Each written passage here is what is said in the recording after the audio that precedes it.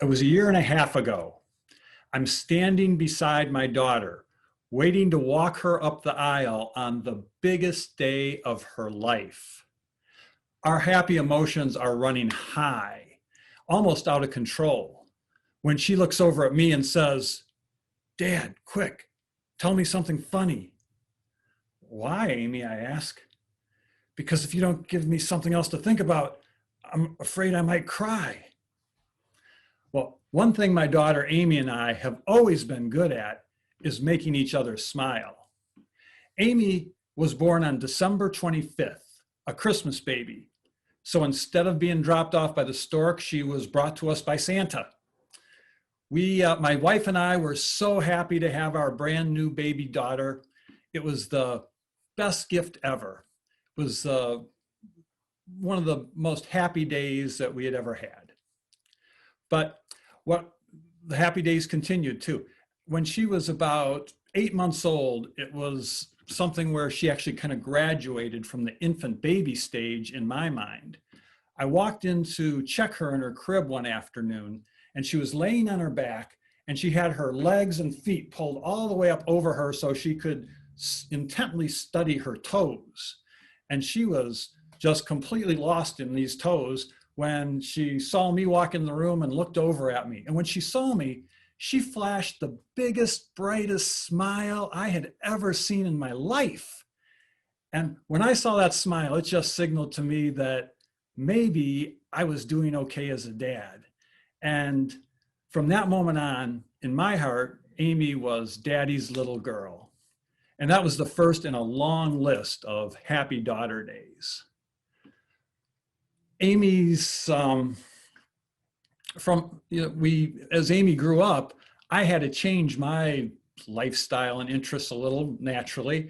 I mean, I went from being interested in football and motorcycle rides and classic rock to dollhouses and My Little Ponies and piano practice appreciation. But despite all that, the one good thing was Amy was very athletic and competitive, which I enjoyed and encouraged because a dad can only play so much dollhouse. And some of my first memories of competitiveness between Amy and I go back to when she was in middle school. She enjoyed softball and was on a youth softball team. And she was a pitcher and catcher, so I'd play catch with her so she could practice her pitching. And sometimes we would compete to see who could throw the most strikes in a row. Amy would usually win because she could pitch a softball underhand like a guided missile. So one day after we were walking away from one of those competitive games of catch, Amy looked over at me and said, "You threw pretty good today, Dad." "Oh, well, thanks, Amy." "Yeah, you weren't the best, but you weren't the worst either, Dad. Keep practicing and maybe someday you might be able to throw like a girl." Well, I took that as a compliment and a challenge and maybe an indication that I had potential. So from that point on, Amy and I just enjoyed lots of different interests together. We did all kinds of things from bicycle riding, hiking, trips to New York City. We liked to do triathlons. We did tennis clinics and yoga classes. Most recently, we, of course, had to learn some dance steps for a father-daughter wedding dance. But the whole time, we were always needling each other in a loving way about trying to keep up. So I remember really there's like 3 women that really kind of stand out as, objects of my love, and I was the objects of theirs in my life. My mom, my wife Gail, and my daughter Amy. My mom loved me kind of as a work in progress, and she loved me despite the fact that there had to be a lot of forgiveness involved when I was a young boy growing up. My wife, well, she chose me as a husband, although when she did, she knew I was still kind of a fixer-upper project. And I know all my friends and family would say after 34 years, she is off to a really good start on that project. My daughter Amy, she didn't get to choose me. She was just kind of stuck with me. But all the way along, as far as being a dad, she always made me feel like I was pretty much set to go. Just occasional little fine tuning here and there.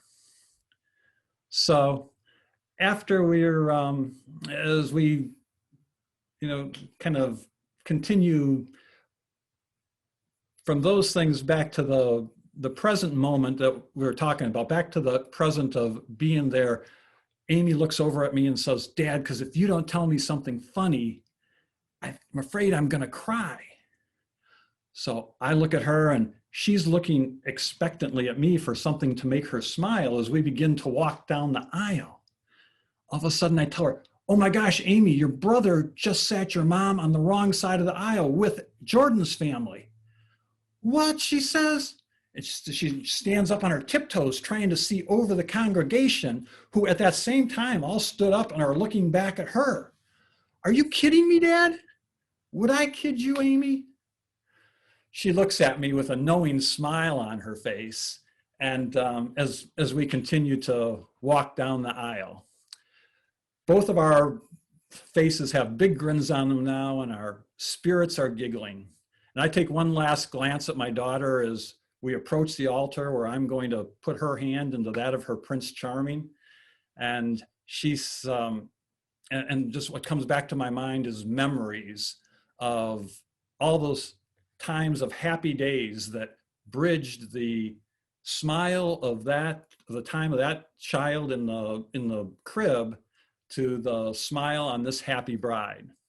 And behind my own smile, tears of joy that no one can see are kind of falling out of my memory and sprinkling my heart.